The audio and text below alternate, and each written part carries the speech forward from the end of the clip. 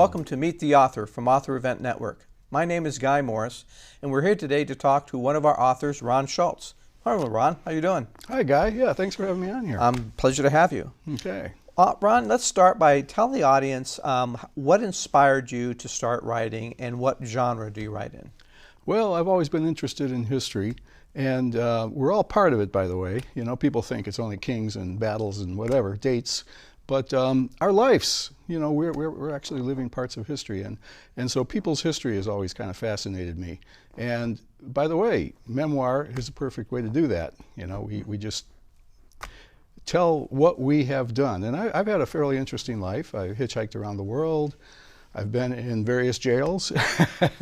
Rather exciting. And yes, so, you know, creative nonfiction is a way to bring history to life, really, for people to enjoy. It's not just dry facts, you know, and so that's kind of my impulse.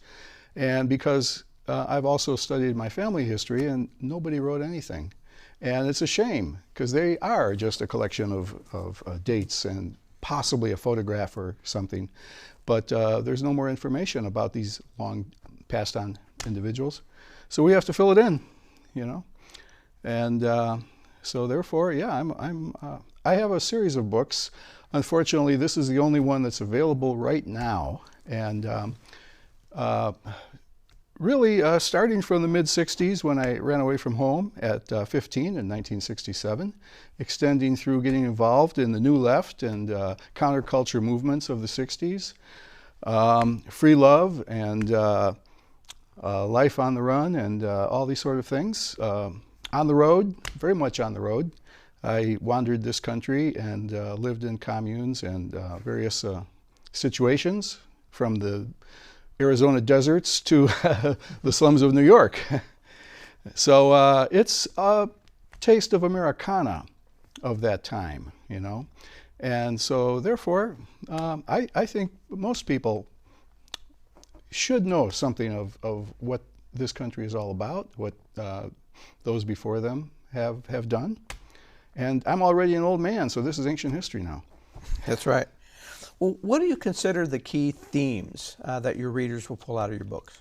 Okay, key themes. Well, how to deal with adversity is a big one. Okay. Because yes, there's a lot of adversity. There's a lot of stupid mistakes, which we all try to cover up and hide. But the fact is, if we expose it, it's a lesson, you know. I mean, none of us are perfect. We pretend to be. People, of course, you know, when you meet somebody on a date, you don't, you give them the best shot of what you are. But the reality is always a little more complicated. Human beings are complicated creatures, you know. And so I think detailing all of that in a way helps the person who's themselves going through similar experiences, because it doesn't matter what era you live in. Our lives are very similar. We go through very similar traumas and situations, and we have to grow and learn from that. So yeah, there's a lot of trauma. That's part of life. Being born is already a trauma. And if you remember much of that, or not, nonetheless, it's there. It's in your record. And so I'm a fan of just exploring aspects of life, psychological and physical, all that sort of thing. And of course, I intersect with other people's lives. It's not just about me. For the most part, I use real people's names where I have them, or only in a few cases, living people who don't want to be fully identified. I will hide their name a little bit. I have a couple of those, but for the most part, quite a few of my dear friends are passed beyond or missing in action somewhere. And so therefore, so it's history. It's history. It's history that tries to bring you into the events, you know, and we may think, oh, I don't want to, you know. No, if you were in that period of time, you would identify probably with what you don't think you would identify now, because we go through changes and times change. So does that make sense? That makes sense. Were there any particular personal experiences other than being in jails and doing a travel guide for the various jails around the world that you felt that compelled you to say, I've got to write about this? Sure. I mean, there are so many things, it's hard to pull one in. I guess you would say relationships with people, sexual relationships, romantic relationships, same thing really to me. And those are educational. The mistakes we make hopefully teach us to not make them in the future. And so mistakes are valuable, as learning, episodes. And so, yeah, I think, I guess you would say our sexual romantic relationships are important, and of course throughout history that's been cleansed from history. If we read history, we think George Washington just married Martha and that was it, and they had, but that's not true. Unfortunately, a lot of that was cleaned up. There were a number of letters he wrote, very scandalous letters, which were burned by a certain tycoon. I forget if it was Carnegie, who was who bought up into antiquarian things, and he decided, nobody should know this about our first president, and he burned them. So therefore, history has gone through a number of cleansings. The same thing, there was another, somebody wrote a memoir of his life in the 7th Cavalry. However, he joined after, the infamous so-called massacre of Little Bighorn. And, but it was cleaned up again. He wrote this book, and his editor simply took out all of his wild adventures in the saloons and bordellos of Deadwood and other places, which it's still an interesting book. I can't remember the name of it right now.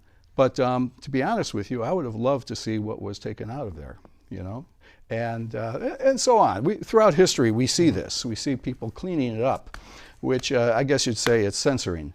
And but we need to know the full Monty. We need to know the full story, because these people aren't one-dimensional, and neither are we. We are not one-dimensional.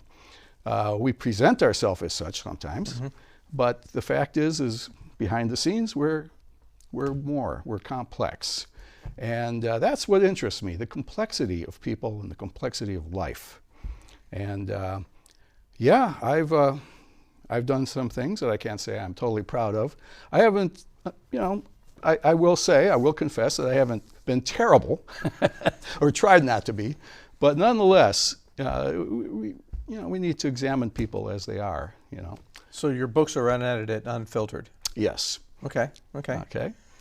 I don't want to shock people too much. No, it's not that shocking, really. It's just real life. Okay. Interesting. Now, do your books, I know that you have more than one book, do all of them take place around the same time and place, or are they scattered around different parts of your history and your own past? I'm still writing quite a few of them. There are 3 that will be available soon, and they actually had a few problems coming out in the past few months, so they will be out very soon now.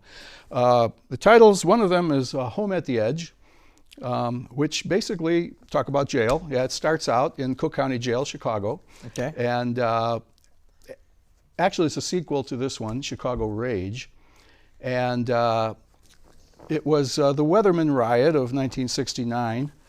And I got it, which became a kind of a commune of weathermen. We were all put on one tier of the Cook County Jail because they didn't want us infecting murderers and rapists with our with our philosophies and such. Radical ideas, yeah. We weren't supposed to contaminate them, and so it should be an interesting book. Home at the Edge. And from there, I was put in a mental institution, which was a fascinating experience for me, personally. Interesting. And how so? Well, people were trying to re-educate hippies. And so most of the people's crime were simply being, not listening to their parents, being involved in basically counterculture movement, and being underage, of course, being underage.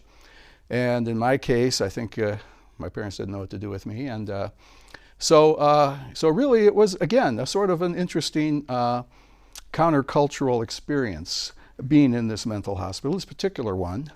And again, a number of love interests occurred. And lots of wild adventures, and met some people who I'd been in jail with who also went through the same route with me. So to be honest with you, it was an uplifting it was a traumatic and uplifting experience.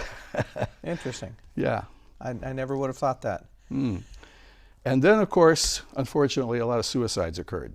So there's an element of, it's the, you know. At the hospital?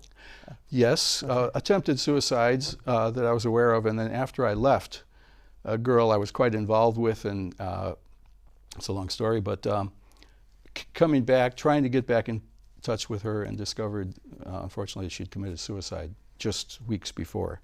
And, you know, she was a very strong woman. It was very hard to imagine for me, you know. So there's the ups and downs of life. And and then there's a follow-up suicide, which occurs to a very dear friend of mine, sister, that I was close to. I was living with them at that time. But yeah, so there's, I guess you would say, it runs the gamut of experience, you know. And this takes place in 5 to 6 months. So you know, what I'm working on, I focus in, and so each book may actually cover a short period of time, but very in depth, you know, with a lot of activity going on. Okay. And following Home at the Edge, I have basically another title, Chicago White Panthers, The Party at the End of the Rainbow, which gets into the Chicago chapter of the White Panthers, which involves a radio DJ, Bob Rudnick, and I guess you would say interesting times with Chicago's Red Squad, which was hunting us all the time and giving us, there was a lot of, I guess you would say, repression going on. You know, people were being arrested. They were coming down hard on our allies, the Black Panthers that we were friends with, and murders happened, you know, judicial killings, I guess you would call them, of certain Black Panther luminaries at this time. So it kind of gets into the underground history of that era. You know, there was a very strong popular movement at the time, the left wing, you know, movement of the counterculture movement in Old Town and Lincoln Park, Chicago, particularly. That was the hot spots. And so anyway, that's that book. And of course, then going back in time, I have another book which has a working title, which I'm still waiting for it to be fully edited and so forth, which involves my running away at the age of 15 to New Orleans from Chicago and living on Skid Row until I was betrayed by a priest, you know, and of course ended up back full circle, I guess you'd say. So yeah, I had a fascinating up and down childhood. Interesting. Yeah. Now, other than yourself, are there main characters, other main characters in the books that kind of go through some of these threads? Sure. Well, I mentioned Bob Rudnick. He was quite a luminary in Chicago at the time. Actually, he moved around the country and was a DJ or on a number of radio stations. And of course, there was Pete Fischetti, whose father was a Pulitzer Prize winning cartoonist in the Chicago Daily News. And I was in jail with him, and then we ended up in the mental hospital together, and he discovered one of the young ladies who had slit her wrists out in the woods while he was taking a walk, you know, through the snowy fields of Miller's Meadow, and saw what he thought was a log until it moaned, and ended up probably saving the life of this young lady who unfortunately had slit her wrists and was out there. That's part of the book coming up, Home at the Edge. Yeah, so Pete Fischetti, and one of the people I was trying to get a hold of, and when I finally got, you know, how we lose track over the years and trying to get back in touch, discovered, again, I got in touch with his widow, who after 3 weeks after he had passed away, unfortunately. But now she told me that he wrote his own book, but I haven't seen what happened to it. she hasn't kept in touch with me, or I don't know. I've been looking, haven't seen it under his name anyway thus far, but it might be out there somewhere. But anyway, I'd be very interested in finding Pete's book, Pete Fischetti. Now, there's another, and then the people of my neighborhood, coming from the suburbs of Chicago.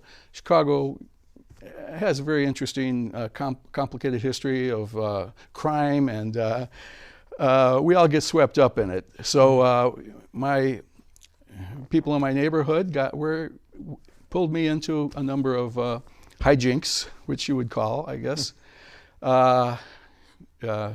Yeah, but the statute of is over. The statute of limitations. Statute of limitations. I don't expect to be hauled in for any of these, juvenile crimes of breaking into bars and stealing alcohol. Okay. And other things, blowing up a bridge. But that's a whole other story, trying to stop the progress of destroying our neighborhood. But those were the good old days. Good old days, okay. Yes. And and then hitchhiking across Africa and Asia to India, and spending 9 months in Nepal, overstayed my visa and had an interesting time getting out of there too, is another thing that is in the works, which we'll get around to in the 70s, And of course, another book I'm actually working on right now is basically our commune in Wisconsin. We started an organic commune at the end of 1970, which is still there, basically, only we actually gave a big chunk of it, 200 acres, to the local Indian tribe. It used to be called the Winnebago, and now they've reclaimed their name of Ho-Chunk, the Ho-Chunk tribe. Okay, interesting. And so that's been going on just recently now, but so that's a whole. Again, we're dealing with a lot of complicated individuals here. So, so I could mention a lot of people who've passed away. Skeets Millard, Lester Doré, the artist who's, made a lot of the artwork for various bands, across the country, and so forth. The Chicago Seed was an underground newspaper at the time, which was very graphic and full of excellent art, with some of it, reproduced elsewhere, various, surreal and otherwise, art. We crossed paths, a lot of people, and there's a lot of personalities in there that I try to give them their due. Now, what do you consider your primary target audience then? That's really, in my opinion, it should be everybody. But people need to go beyond their comfort zone. But of course, people who are curious, almost anybody who is curious at all about what came before them. But primarily, of course, people who've lived through it might have an interest on seeing the other side or another dimension of what they experienced.